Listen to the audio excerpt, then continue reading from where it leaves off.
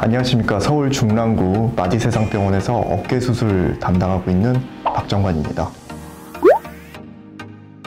어깨 수술할 때 마취법에 대해서 궁금해 하시는 분들이 많으셔서요. 오늘은 이제 마취법에 대해서 좀 말씀을 드리려고 합니다.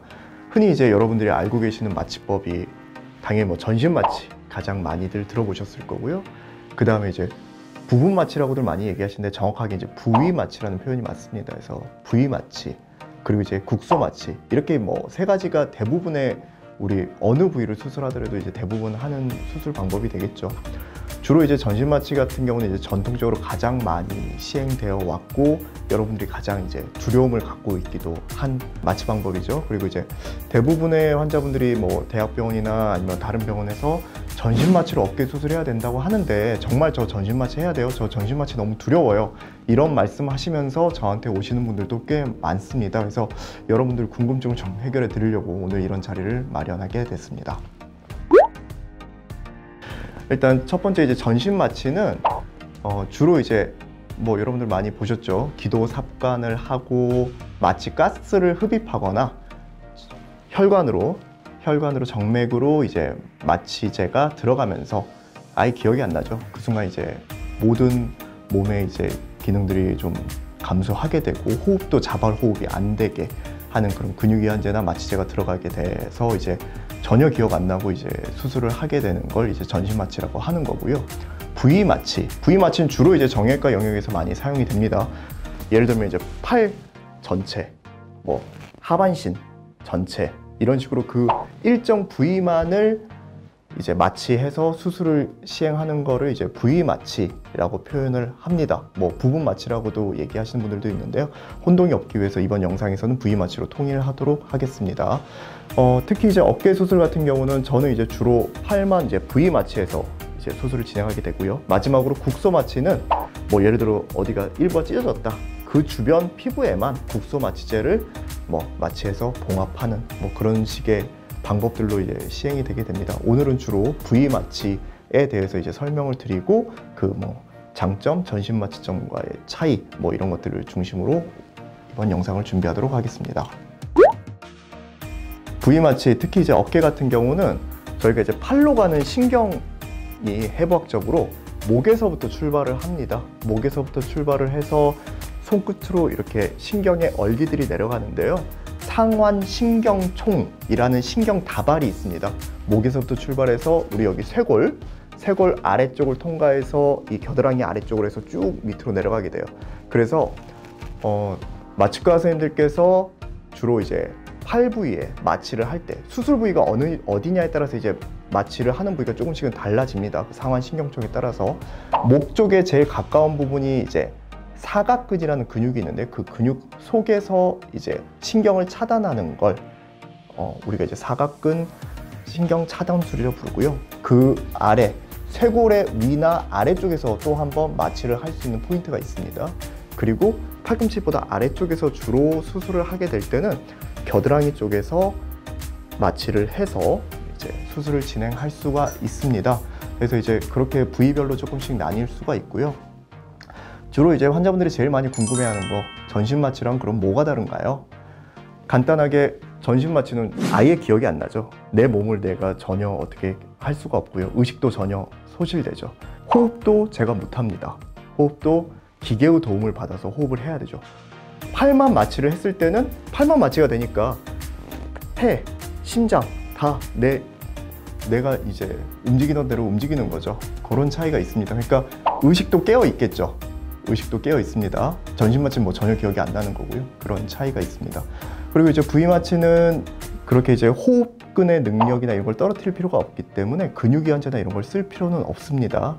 그 팔만 마취가 된 상태에서 우리가 이제 어깨 수술을 하게 되고 어깨 수술을 한 다음에 마취가 깼을 때도 마취해서 깨는 부담이 없죠. 그냥 계속 마취가 되어 있는 상태니까요. 오히려 통증도 없겠죠. 통증도 없습니다. 그래서 보통 일반적으로 제가 말씀드릴 때 마취를 하면 12시간 정도는 그 마취 효과가 간다고 얘기를 하거든요. 그래서 제가 환자분들한테 말씀드리는 가장 큰 장점은 전신 마취의 뭐 공포로부터 벗어나는 것도 있겠지만 수술이 끝났을 때 부위 마취를 했을 때는 깼는데 어깨가 안 아파요. 마취가 되어 있으니까, 아직 마취가 안 풀렸으니까. 그래서 이제 첫날 밤을 좀 편안하게 보냅니다. 그래서 이제 제일 아픈 시기가 좀 지나간 다음에 마취가 좀 서서히 풀리면서 손가락도 움직여지고 이렇게 하면서 이제 약간의 통증이 오면, 그때는 뭐 무통주사나 진통제로 이제 통증 조절이 되면 좀 첫날, 둘째 날을 좀 편안하게 넘어갈 수 있으니까 당연히 회복도 빠르고 재활도 좀 빠르게 시작할 수 있다는 장점, 그게 가장 큰 장점으로 생각이 됩니다. 전신 마취 하신 분들은 기도 삭간도 했었고 마취해서 깨는 것도 고통스러운데 수술 부위가 너무 아파요. 예, 그래서 이제 그 수술 당일날 밤에 목도 아프죠, 어깨도 아프죠, 금식도 오래 해야 되죠. 그런 이제 부작용들이 있는데, 그리고 이제 두 번째로는 우리나라도 이제 고령 인구가 점점 늘어나고 있잖아요. 평균 수명이 길어지면서 고령의 나이에서 이제 수술을 해야 되는 상황들이 많이 생겼단 말이에요. 전신 마취를 했을 때는 이제 수술 후에 발생하는 합병증, 가장 이제 대표적으로는 뭐 폐나 심장 이런 기능들이 좀 떨어지는 문제도 있을 수 있고요. 수술 후에 이제 선망이라는 증상이 있습니다. 선망 증상, 이런 것들이 부위 마취를 했을 때는 현저히 낫게 되는 거죠. 네, 그런 이제 장점, 그런 의학적 장점이 부위 마취에 있다고 할 수 있습니다. 그래서 이런 부위 마취가 장점이 있다는 거 이제 여러분들이 이해를 하셨을 텐데, 그러면 어떤 경우에 부위 마취를 하고 왜 어떤 병원은 전신 마취만을 고집하는가? 일단 개인적으로는 부위 마취를 할 때는 좀 수술이 어느 정도는 자신이 있고 믿을 만한 마취과 전문의가 있어야 한다. 저는 이 두 가지가 꼭 전제가 돼야 된다고 생각을 하고요. 수술이 이제 일정 시간 안에 끝나야 되고 환자도 의식이 어느 정도 있는 상태이기 때문에 본인이 이제 계획했던 시간 내에서 계획했던 수술이 가능할 때 그게 가능하고요. 마취 전문의의 실력도 이제 중요하죠. 보통 요즘은 이제 초음파를 보면서 저희가 이제 정확한 부위에 신경에 이제 주사를 함으로써 이제 마취를 하게 되는데요. 그런 이제 마취과 전문의의 숙련도, 이런 것도 이제 중요하다고 할 수 있습니다.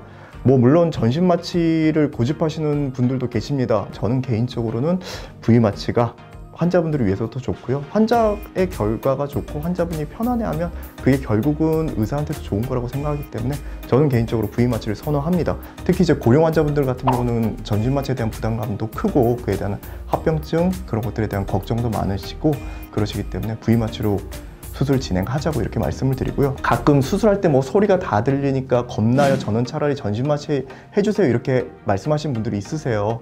수면 내시경 여러분들 해보셨을 거예요. 그래서 그것처럼 저희는 이제 부위 마취해서 어깨 수술을 진행하면서 이제 주사제를 넣어서 수술을 하시는 동안에는 편안하게 주무실 수 있도록 해드립니다. 가끔 코 골고 주무시는 분들도 계시고요. 편안하게 주무시고, 그러면 이제 환자분들이 그런 수술에 대한 공포, 수술에 대한 나쁜 기억 이런 거 없이 편안하게 수술을 받을 수 있기 때문에 저는 그 방법을 이용하고 있습니다. 아직도 이제 대학병원이나 이런 데서는 좀 전신 마취를 많이 시행을 하고 있습니다. 사실 그 이유에 대해서 제가 모든 대학을 대표해서 얘기를 할 수는 없고요.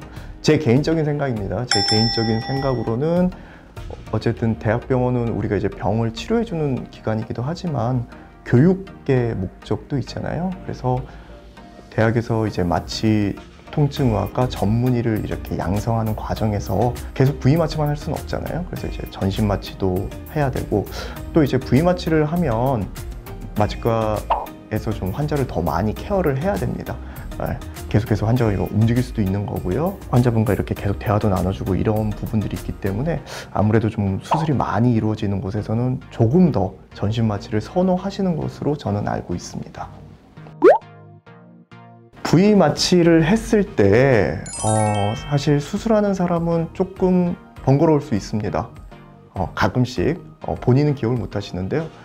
이렇게 주무시다가 갑자기 다리를 움직이신다거나 갑자기 몸을 비틀다거나 이러실 수도 있거든요. 근데 이제 그럴 때 잠깐 그러실 수 있는데, 그럴 때 바로 이제 옆에서 숙련된 저희 마취통증학과 전문의 선생님께서 항상 저희는 상주하고 계시기 때문에 그 마취과 선생님께서 바로 이제 환자를 안정을 시켜주시고 하시면 사실 불편함은 거의 못 느끼고 수술하고 있습니다. 아직까지 마취와 관련돼서는 저희 병원에서 사고가 난 적도 없고 해서 저는 특별한 문제가 없다면 지금 제가 하고 있는 부위 마취 방식을 계속 고집할 생각입니다. 부위 마취가 모든 수술에서 그럼 가능한가요? 모든 어깨 수술에서 가능한가요? 라고 했을 때 저는 뭐 99.9% 가능합니다. 이렇게 말씀드립니다. 다만 이제 몇 가지 못하는 상황들은 있습니다. 그건 이제 마취가 힘든 경우, 예를 들어서 여기 부위 마취를 해야 되는데 그 피부에 염증 소견이 있다거나 수술 전에 이제 마취를 하기 위해서 초음파를 대거나 했는데 뭔가 해부학적 구조가 좀 이상하다, 뭔가 뭐 종양 같은 게 의심된다, 그런 부위에 무리해서 바늘을 찌를 필요는 없겠죠.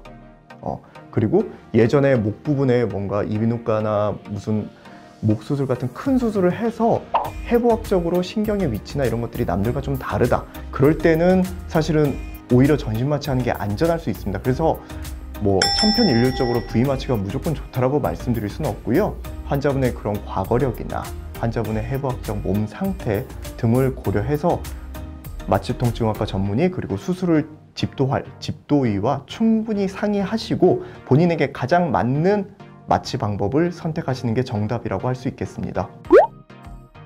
전신 마취냐 부위 마취냐 고민하신 분들 많으실 텐데요. 오늘 영상이 좀 도움이 되셨을 걸로 생각을 하고요.